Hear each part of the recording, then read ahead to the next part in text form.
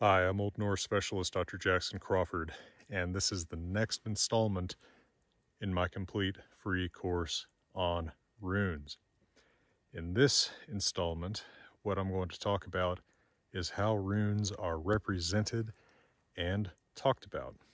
That may seem vague, but what I mean is, for a series in which we're going to be talking very often about the shape of this letter, or what this inscription says, or how something is transcribed or transliterated or translated.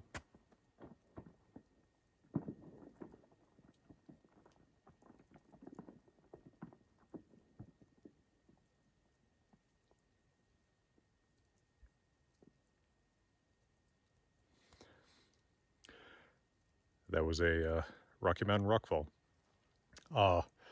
We need to have common ways of talking about and writing about them. So that is what this lesson is about.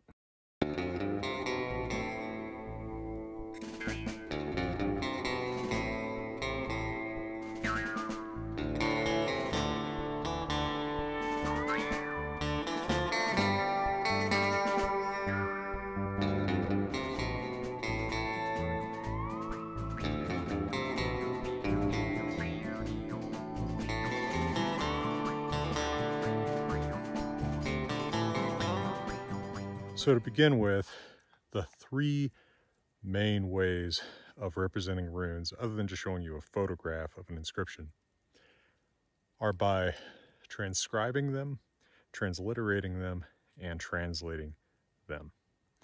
Now, to transcribe simply means to write in another place. So if I'm transcribing an inscription, I'm taking it and writing it in runes just somewhere else, right? It's not going to be on the stone or on the bracteate that the original inscription was. It'll be on your screen or something like that. Now, you can have what's called a broad inscription and what's called a narrow inscription, and a lot of things in between. Mostly what you see on the internet are very broad transcriptions. That just means that, they probably use a rune font that has one, at best two, ways of representing every letter, so you lose all of the individual variation between how different people write different letters. But it also means that probably if the inscription runs right to left, you're seeing it run left to right, and very often people will break word boundaries apart. Runes are often written without regard for, where one word ends and the next one begins. But of course, in writing the Roman alphabet, we're not used to that. So very often in broad transcription, word boundaries are introduced. In a narrow transcription, you're going to be trying to represent as close as possible what the original inscription looks like, even though you're writing it somewhere else. So for a narrow transcription, I typically handwrite because it allows me to do all the things with, backwards letters or completely backwards orientation inscription, right to left, or uniquely shaped letters, that kind of thing. So, for example, what did I write down for my example here?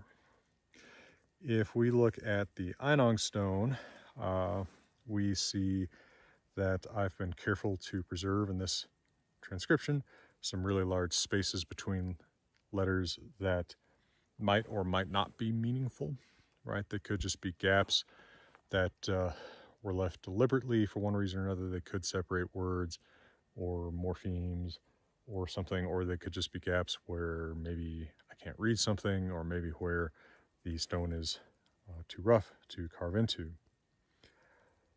I have retained the real inscriptions right to left order as well. Now, in a broad transcription, I might just use a rune font, like I said, something on Unicode.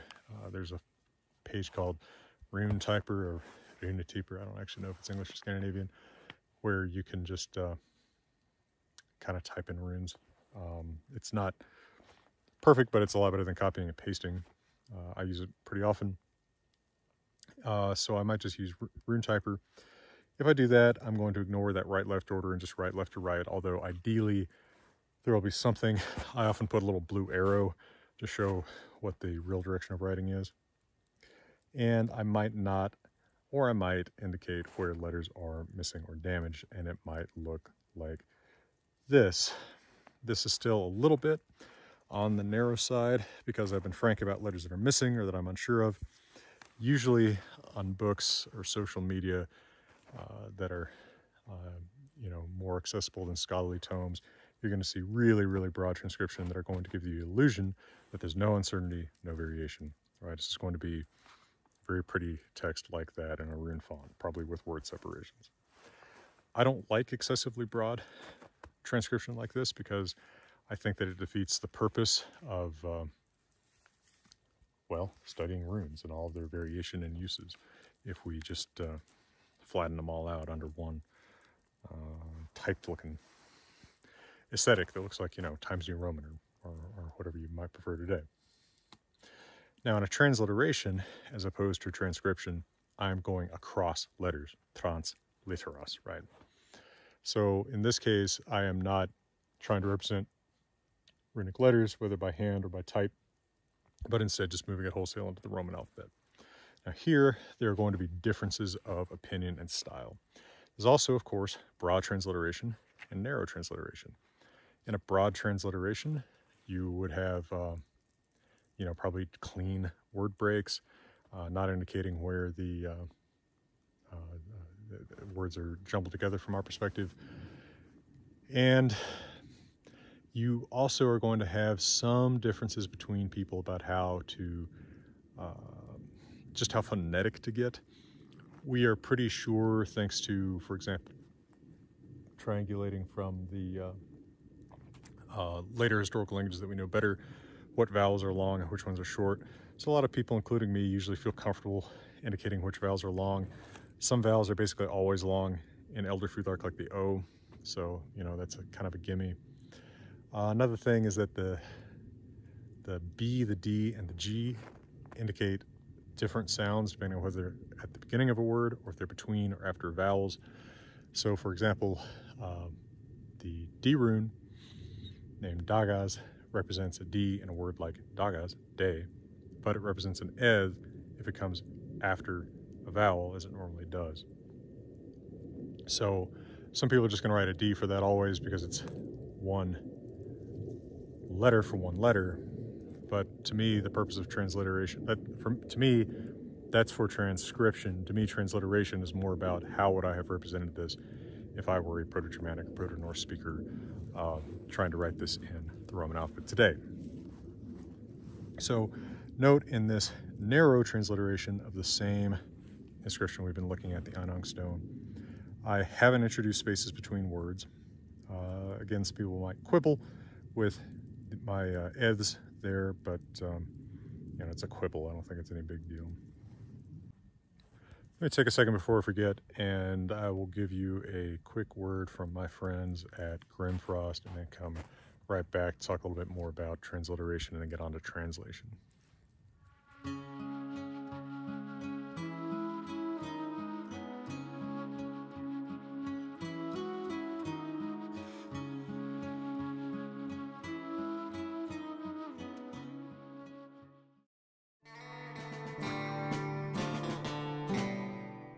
Now, typically on popular books and websites, you're going to see a broader transliteration, like a broader transcription. So you're going to see words spaced apart. Often where a rune is uncertain, there's no indication of the uncertainty, there's no question mark, there's no brackets enclosing space to show you where there's a rune that the scholar is uncertain of are. You're just going to see it presented as something very certain. With transliteration, so changing runes over to Roman letters, but still representing them in the original language, right? Still trying to write a Proto-Germanic or Proto-Norse message that was in Elder Futhark, writing it in the same language, bringing it over to the Roman alphabet. A couple conventions. Most scholars represent transliterated runic text in boldface font. I am not extremely consistent about that on YouTube because it is a pain to add all of the text in the, single pointer finger peck method that I use, because I still do all of this on my phone. And there's not really an easy bold method there. But in printed works, of course, it is a good practice to follow. Very often, a square bracket will be used to show where a rune is either indecipherable, or if there is a rune inside of it, where the scholar has made an educated guess about what rune is inside of that. Typically, brackets will be shown with space roughly equivalent to the number of letters that would be in the missing space between them. So you can see an example on the screen that'll show here again from the Einong stone how one might transliterate that. And then finally, a translation. Of course, translatio carries the text across, i.e. to another language. So this is when we try to figure out what this would say if we were trying to say it in English. In this case, it looks like we are looking at the latter part of someone's name. Zagastes, a reasonable guess that most people make is that we're missing the first two letters of this name, which would make it fairly normal early Germanic name. Guzagastes, God, guest. I guess it could be battle guest. And then since the verb, phahizo, is the first person past, then we assume there's also a missing ek, I, Guzagastes, painted a rune.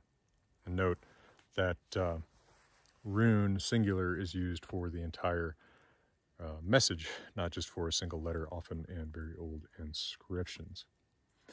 So, of course, with translations, you can kind of have a similar broad, narrow distinction where you might indicate more narrowly where you are supplying something like supplying the I, supplying part of that name, or you might just charge ahead, as most people do, again, in popular presentations, and just, make it look like the whole thing is there and you didn't have to fill in anything. Now, transcription, transliteration, translation. Mostly talking about how these are represented in writing. Let me take a moment and mention how I talk about runes orally, because that's what I'm doing on YouTube or in a classroom most of the time. I usually don't use the names of the runes to talk about the runes. I use the equivalent Roman letter designation for a letter, and I will say, instead of, say, Dagas, I'll say the D rune or Eth rune. Instead of Fehu, I will say the F rune. Now, why is that? Part of it is that in Elder Futhark, we actually aren't certain of these names. These names are reconstructions based on the names of the rune letters that we see in the Old English rune poem and the Old Norwegian rune poem and the Old Icelandic rune poem, in roughly that order for how valuable they are to that process of reconstructing the names. So it's a little bit begging the question, I feel, to refer to the Elder Futhark runes by their names. Obviously, we'll talk about their names. That'll be another lesson in the series. But I typically just don't use the names for referring to the rune itself. I'm much more likely to say the F rune, or if I need to be specific because we're talking about a few different Futhark alphabets, the younger Futhark F rune, the elder Futhark F rune, something like that. So be aware of that. The fact that the runes do have names is a very unique feature.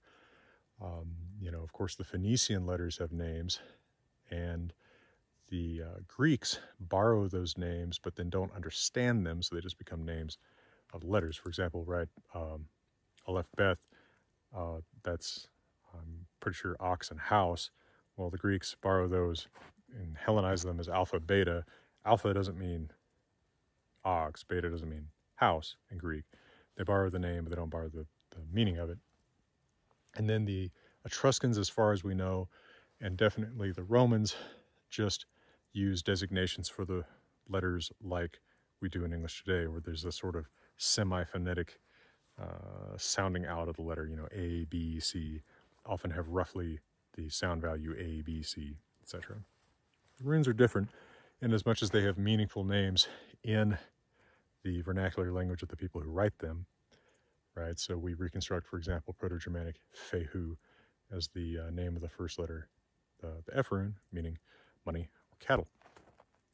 Now, a Patreon supporter of mine, Janet C., has pointed out that that's interesting that starts with a a word, a name for a letter that means the same as the first name of the first letter in the Phoenician alphabet, but the resemblance ends there.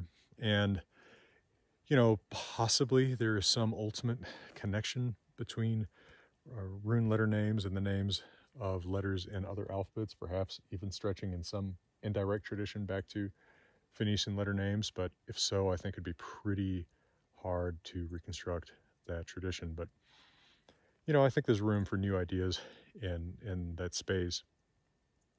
And I'm looking forward to talking to some Celticists in upcoming Patreon interviews on my channel. David Stifter and Karina Salomon, who've worked on Celtic languages and other languages using Etruscan-derived alphabets in the Alps, talking to them about some of the possibilities about how and where and when these letter traditions might have been transmitted to Germanic-speaking peoples, and maybe they'll have some information about possible names. I'd be really interested to talk about that. So watch for those interviews, Patreon. And in the meantime, Patreon, thank you very, very much for your continued support.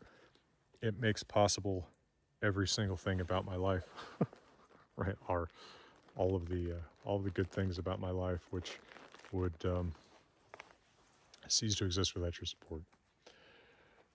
For now, from beautiful Colorado, please know that I'm wishing all of you all the best.